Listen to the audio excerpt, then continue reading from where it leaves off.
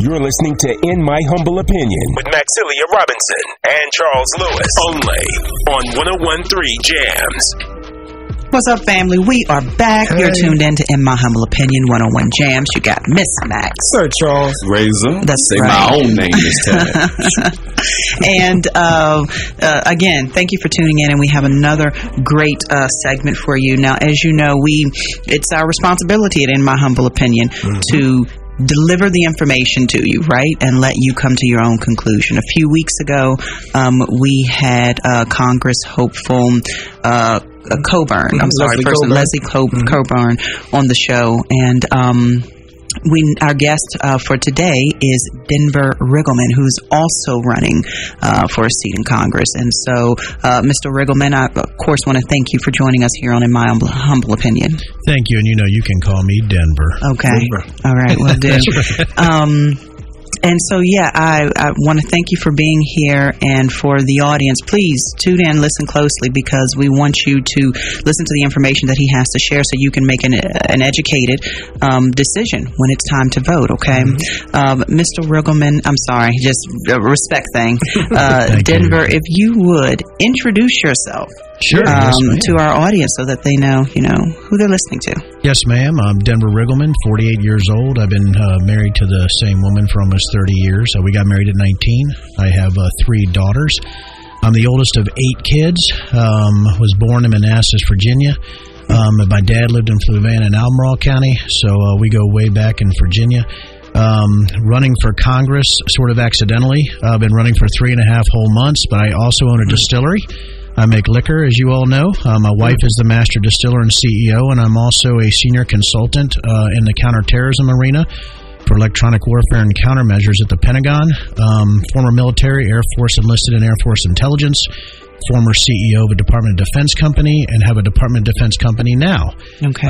So a small company that actually supports the Department of Defense and our warfighters overseas. So that is probably about the quickest bio. But any questions you have within that, what I just said, I played high school football, played a little college football. Where'd you go? I played. High school was Stonewall Jackson, Manassas. Then I went out to Idaho and played, which was now BYU Idaho. By the way, I'm Mormon, Southern Baptist, and Methodist. So and I own a distillery. If we try to figure that one out, that's going to be great. I had a joke. I was like, okay, so when you praise God, we liable to get a little bit of everything. That's right. Well, I try to cover all of them. Now that I'm in politics, I guess I'm just joking. I was also 2-time state powerlifting champion. So did that. I know it's hard to believe now with my incredible body, but I did. And so, I've had a heck of a life. Served in 6 major war zones. Did some crazy stuff. We bombed the first. We actually, our team mission planned the first bombing runs into Afghanistan after 9/11. I tracked the Russians on the Serbian border in 1999, and also trained the Omanis, our Middle East, our allies, on Air Force operations. So I've had a pretty incredible life. Never with politics, always with my military brothers and sisters, and also with supporting my wife and her dream to be the greatest whiskey maker in the entire world. And I'm very, very proud of her and my 3 daughters who have taken over the family business. My oldest daughter, Lauren, as you guys know Lauren, she loves you guys. Wonderful young lady. She's incredible. She actually runs Silverback, Virginia. My other daughter, Abby, runs Silverback, Pennsylvania. So and they have their master's degrees in fermentation science, and the other one in film directing. So they do all our digital media. But they also, my daughter Lauren also helps Christine in all the distilling activities. So we're a very busy family, very close family, and they're not real happy I'm running for Congress, especially in the whole 3.5 months I've been doing this in my life. I'm a newbie, and it's been pretty incredible and pretty scary, to do something like this. But hey, I was military. I've had guns stuck in my chest. What are they going to do? Send me back to the distillery? Hey, when you were naming all those things at the end of it, I was waiting on you to say, and a partridge in a pear tree. Yes, which I think I actually ate one of those overseas one time.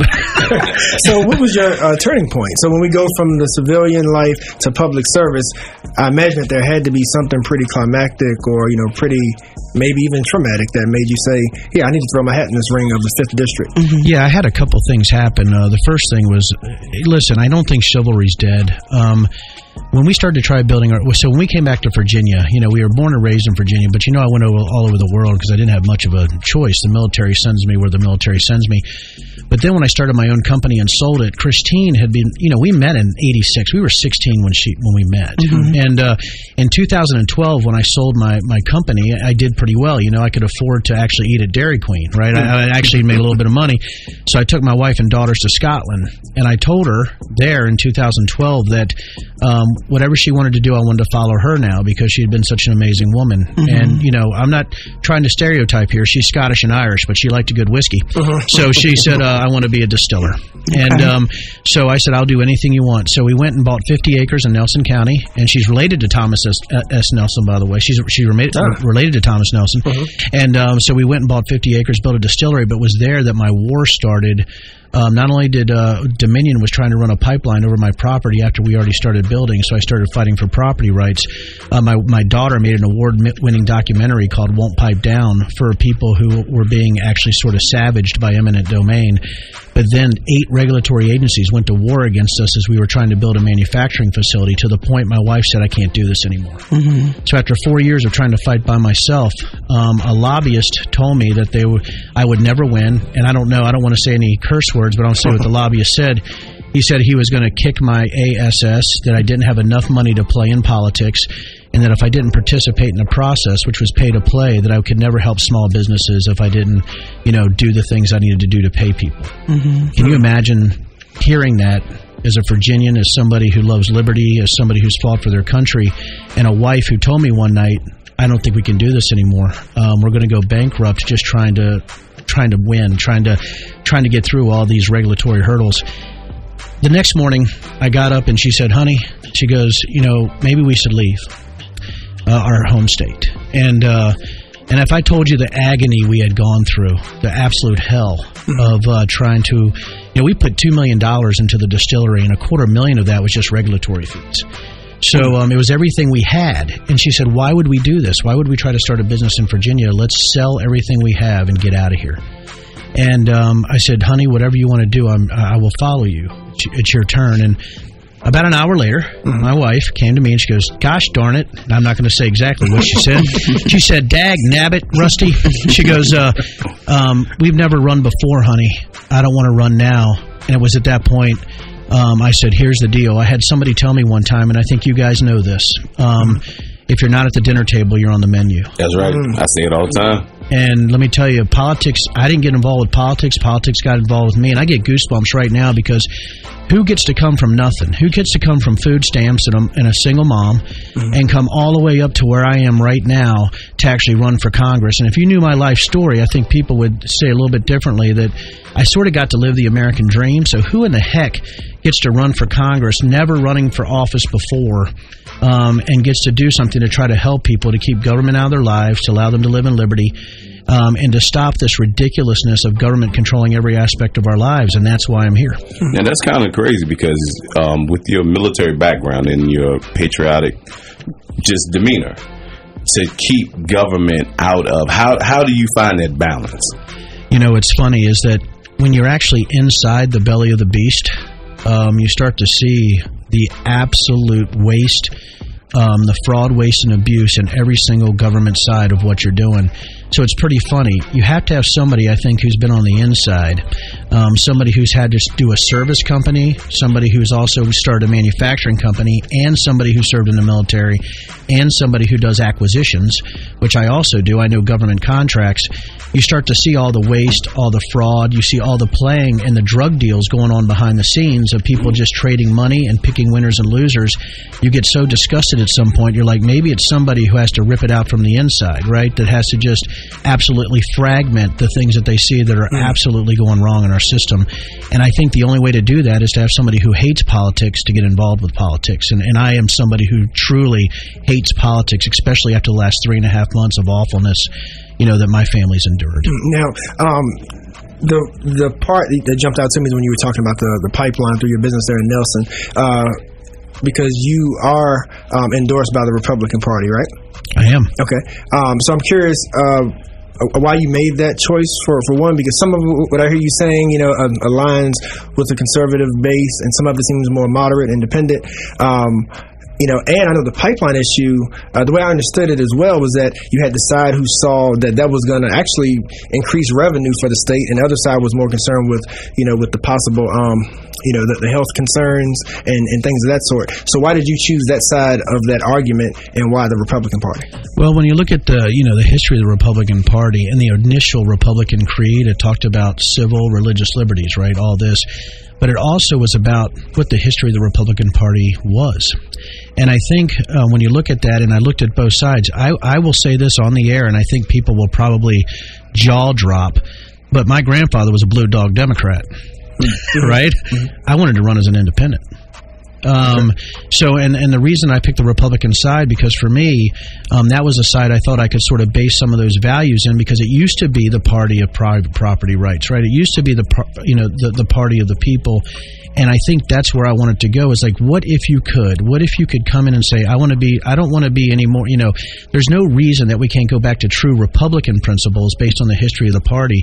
And I was told, let me tell you, I've had that question. That question is so fantastically perfect, because so many people like, Denver, it's like you're not a Democrat, you're not a Republican, it's sort of like you're your own dude. And I'm like, well, that's exactly what I am. I'm my own dude. So if the Republican Party wants to say, hey, they're behind Dominion and I don't, what are they going to do? Send me back to the distillery? I mean, what are you going to do? You're not going to vote for me? I am not a politician, and I have a very successful life with an incredible family, so I can actually sort of, I think, who told me, they said the first debate, like, man, you just spit truth.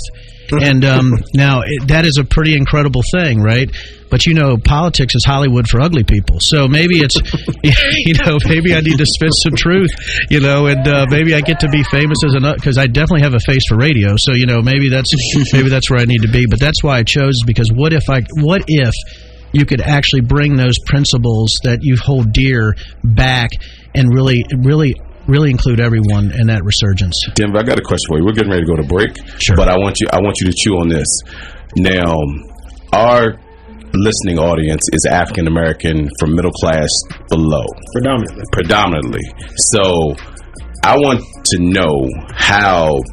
Because I know you said you came from food stamps, so I guess it's been a long time since you ate off food stamps. But how do you plan 1997. Oh, he knows, look. So I want you to be able to tell our audience how you plan to help our audience as a whole. Because that's why we're here. Now, right now, we're getting ready to go to commercial break right now. Mm-hmm. So, but when we come back, I want you to be able to explain yourself.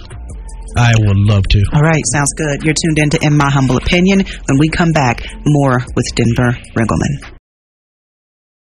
You're listening to In My Humble Opinion with Maxilia Robinson and Charles Lewis, only on 101.3 Jams. All right, family, we are back. You're tuned into In My Humble Opinion.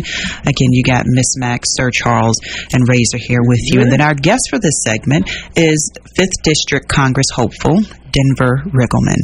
Before we went to break, Razor, you had a question for Denver. I'll let you repeat that. Yes. My question is, with our audience being primarily African American, middle class to underclass, how do you see yourself being able to do issues that help our community, so to speak?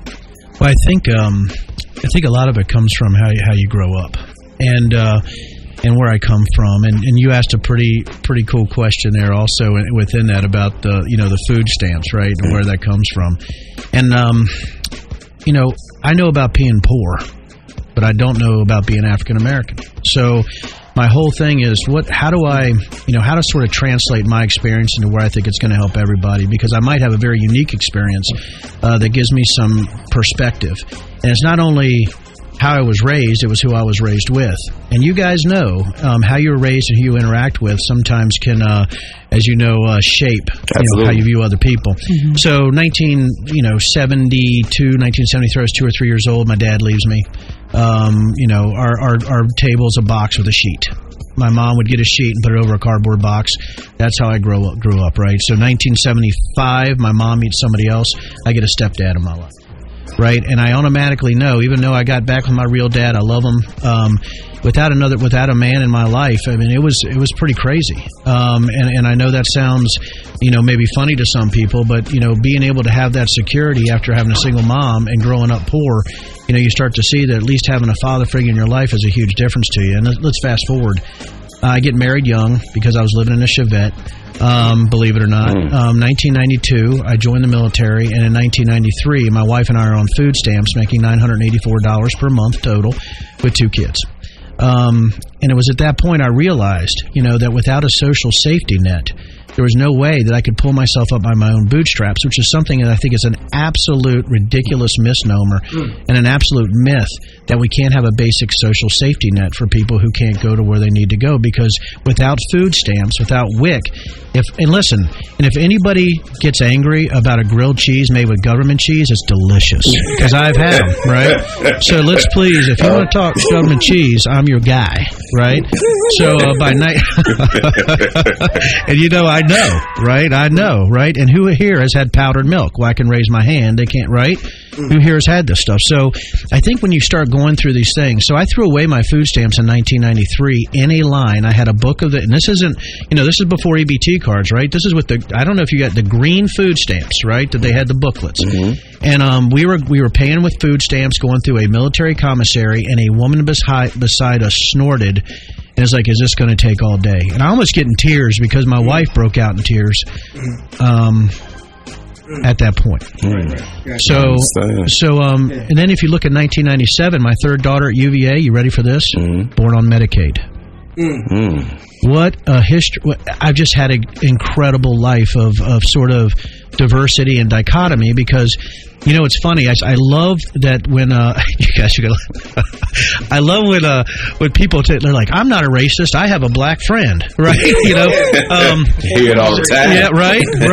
Well, I have more than one. If I have more than black friends. Right, you have black friends too, don't you? So, but I don't know if you guys know, my business partner of 11 years is a 6'2" black man named Thaddeus Shaw.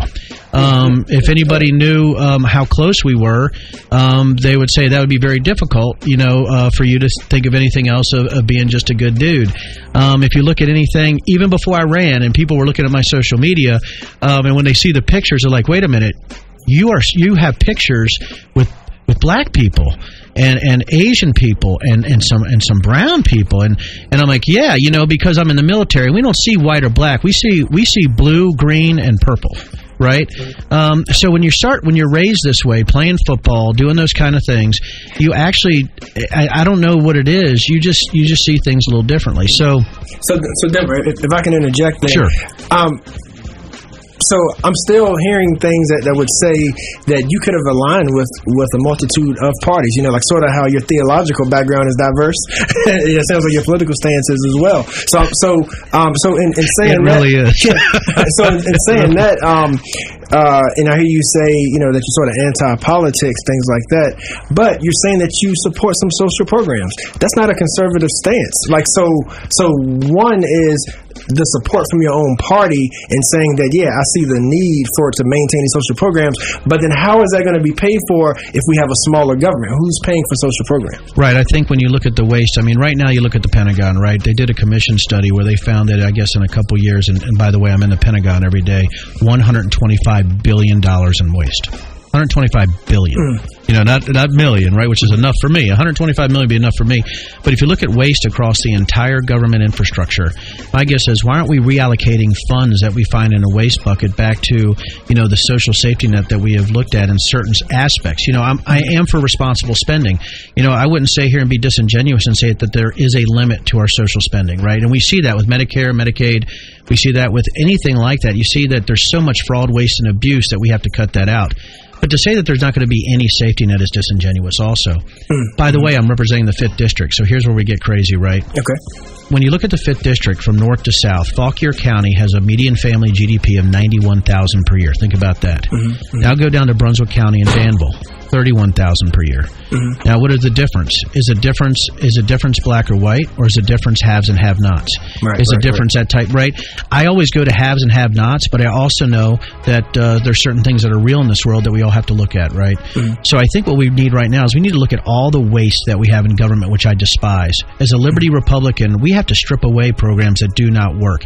But we cannot, under any circumstance, think that as Americans that we don't have a responsibility to others also based on their circumstances. And I heard you say Liberty Republican. Is that half Libertarian, half Republican? Is that I think that's right. I think I'm a Republican.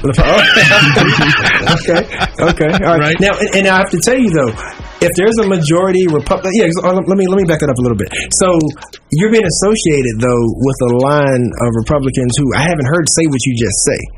You know, whether we go to President Trump, whether we go to Senate Hopeful Stewart, you know, whether we go to your predecessor. So it's just hard for me to think of a majority Republican government that's going to take money from the Pentagon. You think that's going to happen? Well, for me, it will. I mean, and I'm in it. I mean, and that's the great thing about me being able to, after being, you know, and you say this in an odd way, but being a self-made human being, you know, being somebody who believes that they sort of were able to grasp the American dream, why can't I, as a free-thinking citizen, criticize what I think is wasteful spending in certain aspects of the government? I think I'm allowed to do that. I don't think that's a Republican or Democratic line. I don't think it's a progressive or far-right line. I don't think it's an independent line. I think it's, you're not allowed to waste my taxpayer money. It's that simple. And if we are going to have safety nets, we have to make sure that there's oversight on those. But we're not going to automatically say that, you know, something, you know, that, and there's fraud, waste, and abuse in Medicare and Medicaid also, and you guys are probably well aware of that. It's managed poorly. But what can I do to get the government out of our lives more? But also, what can I do to give people those bootstraps, you know, to give them the handles on the bootstraps to pull themselves up? Because if I didn't have that, I wouldn't be sitting here today. Now, think about that dichotomy. I despise the government being in my chili and taking my tax dollars for misappropriation of funds. But I also despise anybody who says that there's not people out there that need help. And that is a hard thing for me to grasp. But guess what that makes me? An American. Yeah, it's going to be a tough, Denver, if I may say so. That is, I agree with you 100%. Now, where you're going to run into, I believe, in my humble opinion, where you're going to run into your problem is when you start doing it for the people that don't look like you. When you start leveling out the playing ground, and that is something that I can say that a lot of African Americans or black and brown people are looking for that. They hear what you say, and that sounds great, but they want to make sure that the color line isn't blurred when it comes to those bootstraps. Gotcha, and that means that that means they have to judge me for who I am and not trust a dang word I say until I prove them otherwise. There you go. There you go. So, and that is, again, that goes back to my military training too, and it also goes all the way back to trust but verify. Is that, yes, I'm going to go out there and I'm going to try to cut spending in areas I think that are awful. I'm going to try to save taxpayers money. I'm going to try to take regulations away from business. I would hope that me going out there and trying to get the government out of people's lives would let everybody equally, right, be what they want to be based on the American dream and not dictated by some government source or somebody who says you're not good enough. That is a bunch of BS. Because I'm telling you, obviously, and you guys, I know I'm ruddy complected, but I'm not African American, right? I'm not a black guy. But when you come from where I came from, and I've told people that, you know, I was a white trash hillbilly who got lucky for the American dream, right? I can speak bluntly. I can have honest conversations with people because I know where I come from. And when you have what I've had in the military, and when you're socialized that everybody's equal, that means that you actually see everybody as equal. And guess what happens? That means people who meet me know me. And listen, and I know where you're going because me and you, when you guys were out at the distillery, the far left line for me, and where they got confused is I was a new dude. They thought that they had a script and they just could scrape somebody's name out and put my name in there when Tom Garrett got out of the race. Yeah, I'm not that guy. And they're finding out really quickly that I'm not, based on my business background, my business partners, who I love, who we hire, my impeccable business record, my military record, the people who vouch for me, the fact that I've been married to the same woman, which doesn't matter because my dad was divorced 4 times and 4 bankruptcies, but God bless him. But anyway, so, right, who cares where you come from? It's what your potential is. And if you can keep government out of that, if you can keep that sort of, because for us, you know, my mom and stepdad could really never get out of it. You know, they just couldn't because they were stuck there. And you know, and listen, and I also think I can talk. I mean, heck, I've had siblings in jail. My dad had a suspended sentence. I really come from real America. And I think now when you get somebody who's never been a politician, somebody who came from nothing, somebody who came from, really, if it wasn't for my mom, who knows where I would be today. When you come from nothing, you see things, I think, a little differently. And I think Republicans should be that party, because I think the far left has tried to sort of play identity politics, put everybody in these stovepipes where nobody can talk to each other anymore. I refute that. I think that's BS. And I can honestly say, if I don't understand something, explain it to me, and I'll just do the best I can. If I screw up, you could say, Denver, you screwed up, brother, right? And you're going to have to, here's where I'm thinking. And that's why your questions are so cogent today, because right now I don't think we have any ability to talk to each other as human beings. It almost seems like to me, with the screaming going on both sides, everybody's screaming into a popcorn box and can't understand the words that are going out of their mouths. And that's where I'm at right now in life. Yeah, Denver, a couple things you mentioned too that I want to make sure that we touch on is you mentioned defense and counterterrorism, some involvement that you have with those. So we're based in Charlottesville here, but we broadcast to the world. And so when you look at the big debate right now when it comes to rights, freedom of speech, right?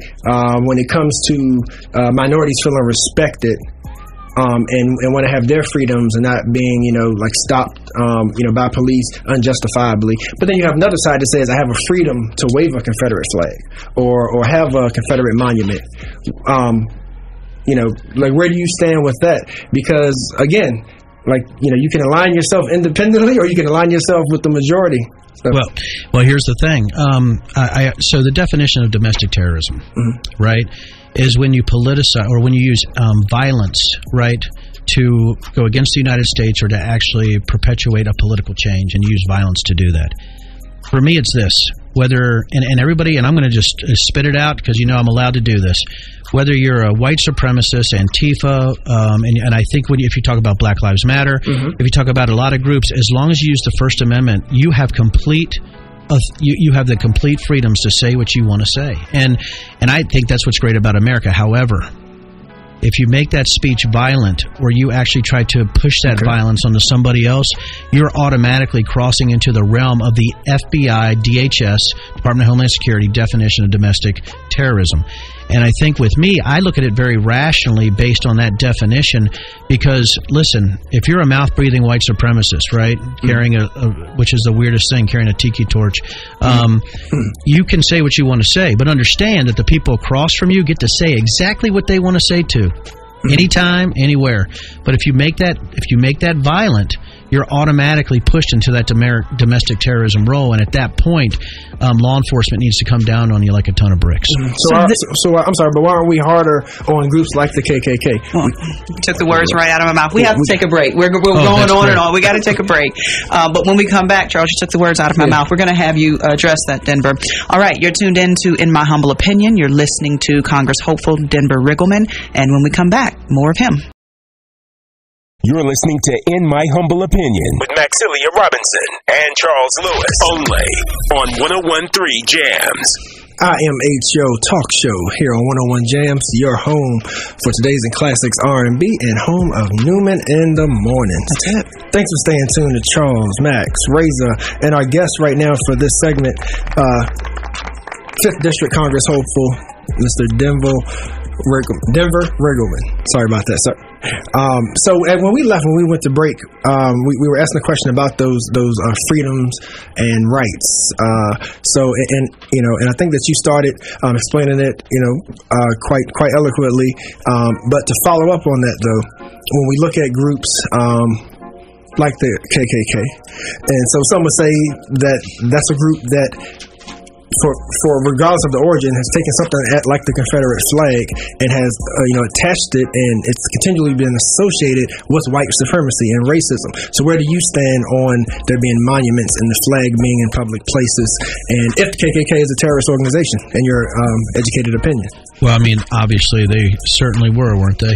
I mean, you're looking at when you look at the history of the KKK, I mean, it's probably one of the most dastardly things you can do as a human being is to perpetrate that kind of violence just based on the color of somebody's skin. as far as history, I've never been a fan of taking down the monuments, but I've always been a fan of putting context to them. And here's what I told people. I said, when you look at like what is it now, Emancipation Park in Charlottesville, why in the heck?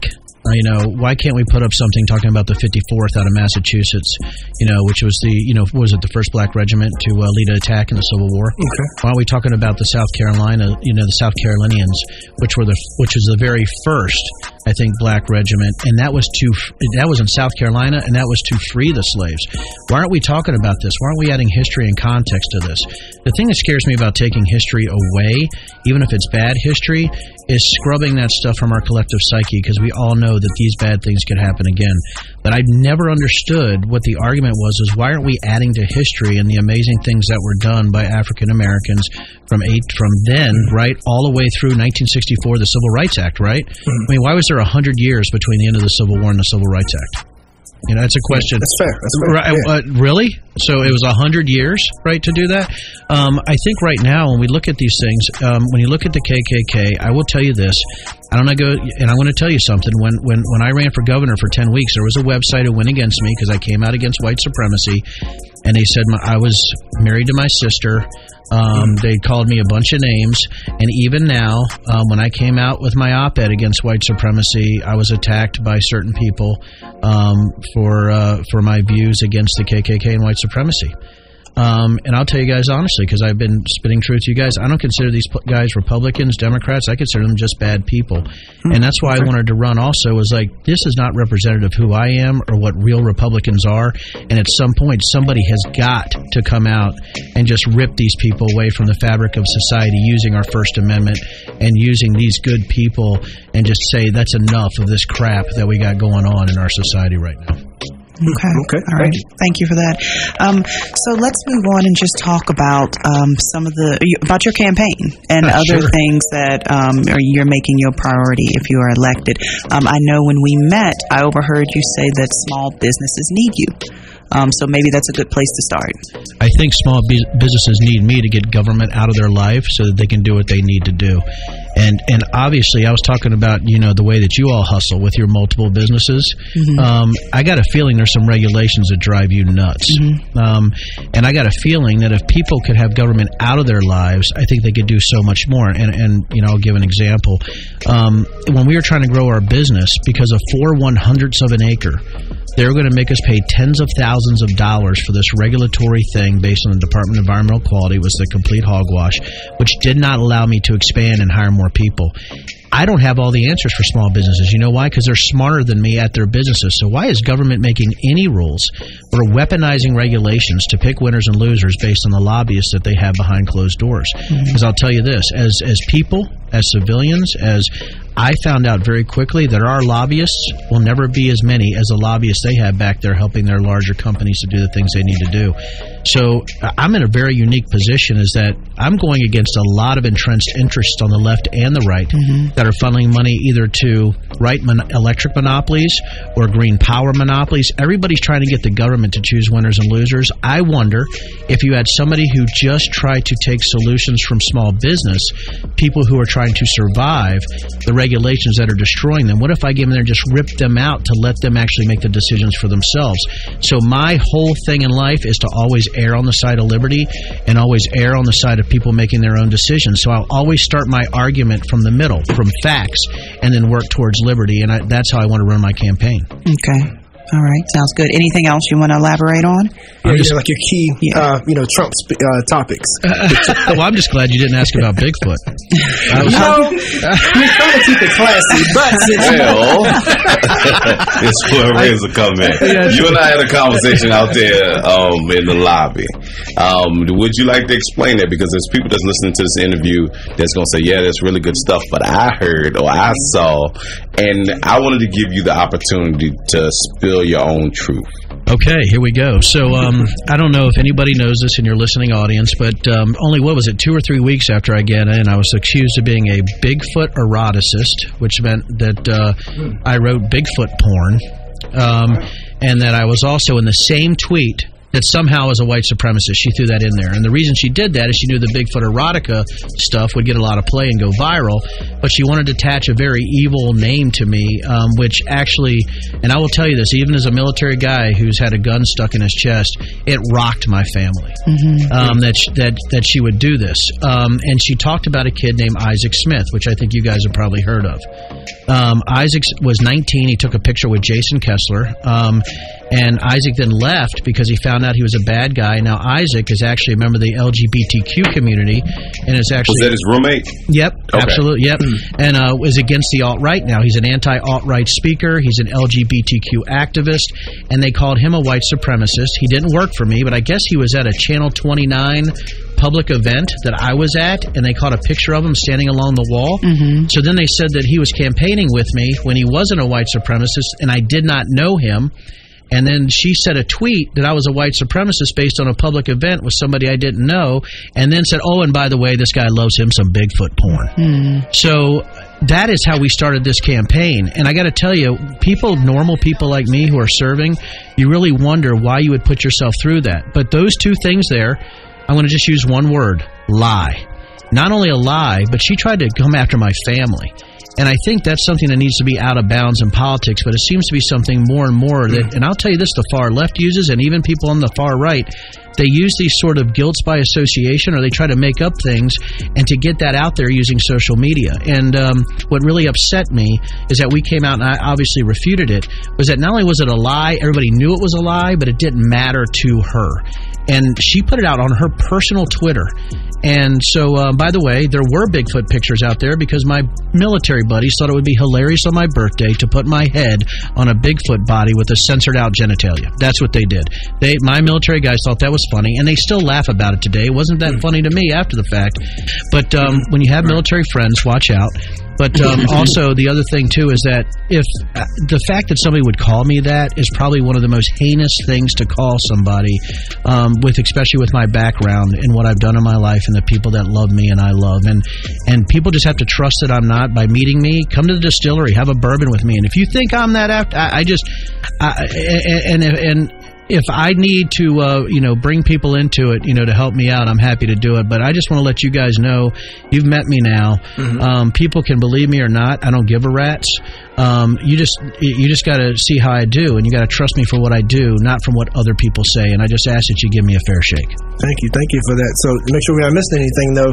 Any particular campaign promises that you think the people should know about that they may not? Yeah, I mean, for me, it's all about economic, growth and prosperity. So it's taking away regulations from agriculture and farmers. We're an agricultural district, but it's also getting rid of the regulatory burden of small businesses, making sure that the tax cuts and reforms are also actually, we do spending decreases, but we also strip out all the waste that we can, and that we make sure that any waste is reallocated to those people and those things that we need to help others with, and that's what I'm going to do. Thank you. All right. Sounds good. Thanks so much for your time. We appreciate you joining us here on In My Humble Opinion.